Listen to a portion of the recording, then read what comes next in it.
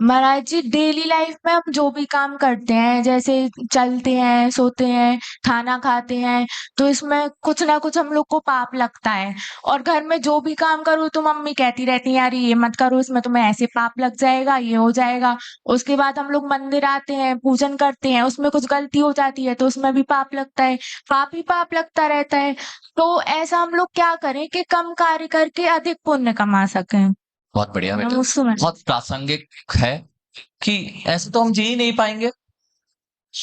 बच्चों के साथ ये सबसे बड़ी समस्या है कि हर चीज में पाप है, हर चीज घर में खाएंगे पिएंगे बाहर करेंगे तो हर चीज में पाप है। अब आपको क्या ध्यान रखना है, जैन दर्शन की यही सबसे बड़ी विशेषता है कि यह जबरदस्ती का थोपने वाला धर्म नहीं है ना। जबरदस्ती से थोपा धर्म नहीं है कि आपको ऐसा करना है तब ऐसा होगा। अब आपको समझना है कि हमें अपना जीवन कैसे जीना है। हमारा जीवन चलता रहे और फिर भी 5 पाप से हम बच जाएं। 5 पाप कौन से? हिंसा, झूठ, चोरी, कुशील, परिग्रह। आपकी योग्यता के अनुसार गृहस्थों को हिंसा नहीं करना। कौन सी? त्रस जीव जिसमें कल्प पूर्वक मारे जाएं, क्या उस हिंसा से हम नहीं बच सकते? मच्छर आया, उसको दबा दिया, तो ये तो त्रस जीव की हिंसा हो गई, संकल्प पूर्वक हिंसा हो गई। हमें दिख रहा है कि वहां चींटियों की लाइन जा रही है और हमने स्प्रे लिया और उनके ऊपर छिड़क दिया, वो लिखा हुआ है हिट। तो क्या हम इस प्रकार की हिंसा से नहीं बच सकते? बिल्कुल बच सकते हैं। फिर हम ऐसा, कुछ लोग सत्यवादी मिल जाते हैं, हम तो सही बोल रहे हैं भले ही सामने वाले के प्राण जा रहे हैं, तो ऐसा सत्य भी झूठ की श्रेणी में रखा गया है। क्या हम ऐसे झूठ को त्याग नहीं कर सकते जो हमारे लिए कष्टकारी हो और दूसरों के लिए कष्टकारी हो रहा हो? तो हम कर सकते हैं। स्थूल रूप से यही झूठ का त्याग है। 5 पाप की त्याग की बात कर रहे हैं, कैसे हम बच सकते हैं? स्थूल हिंसा, स्थूल झूठ, स्थूल चोरी, किसी की बिना पूछे वस्तुओं को उठाना हमेशा आपको संकट में डालेगा, तो स्थूल रूप से चोरी का त्याग। फिर है ब्रह्मचर्य का सेवन, स्थूल रूप से, अर्थात अभी पूर्ण ब्रह्मचर्य की बात नहीं कर रहे हैं, लेकिन जितने बच्चे हैं बेटा, क्या हम अपनी विद्याओं में अब ब्रह्म भावों में जाकर अपना पूरा करियर नष्ट नहीं कर लेते? तो क्या किया जाए?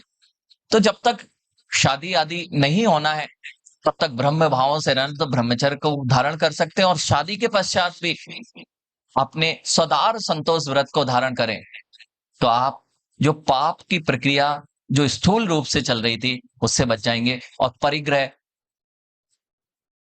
मेरे पास में 4 चश्मे हैं, 50 तरह की मेरे पास में सैंडल्स हैं, हो सकता है जैकेट्स मेरे पास भरमार होती जा रही है।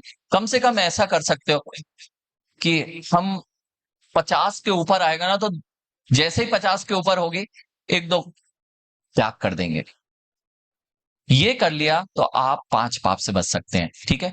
अब जो घर के आरंभ सारंभ में जो हिंसा होती है, उद्योगी हिंसा है, आरंभी हिंसा है, गाड़ी चलाओगे, अभी इसका त्याग कराने के लिए मना नहीं किया जा रहा, लेकिन हिंसा तो होती है। इसलिए जो माँ का कहना है कि सब में हिंसा होती है, तो फिर क्या करें? इसका अर्थ ये नहीं है कि हमने स्थूल का त्याग किया तो किसी के ऊपर भी बिना देखे चलते जाए, या ऐसे व्यापार करें जिनमें कम से कम न्यूनतम हिंसा हो, त्रस की भी और स्थावर की। तो आप अपने जीवन में रहकर भी धार्मिक कहलाओगे और गृहस्थ जीवन में भी आप 5 पाप से बचे रह जाओगे। हर क्रिया को यहां पर ध्यान रखना है, विवेक पूर्वक करना है। हर क्रिया को क्या करना है? जो माँ का कहना है ना, संकट में कब आओगे? जब आप विवेक खो जाओगे। इसलिए अभक्ष खाने के लिए हम खड़े हो जाते हैं, जो चीज खाने योग्य नहीं है उसको भी हम मुख में टेस्ट करने के लिए खड़े हो जाते हैं। तो ये चीजों से बचने के लिए माता पिता का हमेशा ये कहना होता है कि ये मत करो, वो मत करो, लेकिन ये करो, वो करो, ये मत करो, वो मत करो, ये दोनों चीजें आपको सिखाती हैं कि जीवन में विवेक के साथ कैसे जिया जाता है। जितना सावधान रहेंगे उतना बच पाएंगे, और जितनी असावधानी होगी उतनी दुर्घटना नियत है।